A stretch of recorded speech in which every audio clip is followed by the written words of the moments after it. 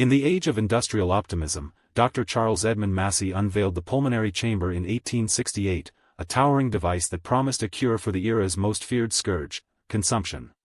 Form: the chamber resembles a steel-clad coffin, 30 inches wide, 1.5 meters tall, its exterior ribbed like a locomotive boiler. A heavy hinged lid, forged with riveted seams, opens onto a padded wooden interior where a bedridden patient reclines. Glowing coal-black gauge faces are bolted to the front, and a massive hand-cranked bellows protrudes like the mouth of a jaw, its levers ending in brass fittings.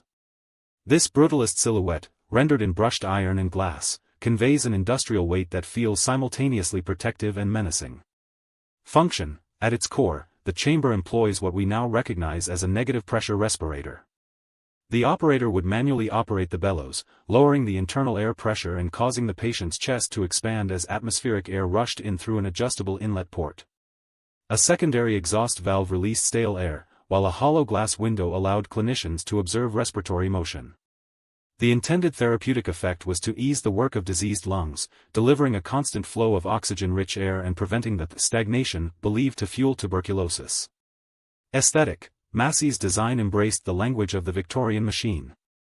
Decorative brass scrollwork frames the control panel, while the edges are lined with polished mahogany veneer to soften the iron's severity. The overall aesthetic is a paradox. It transposes the elegance of a steamership's engine room onto a bedside apparatus, turning medicine into a spectacle of mechanized salvation. The visible pistons, exposed gears, and the steam-like hiss of the bellows conjured an almost Gothic atmosphere.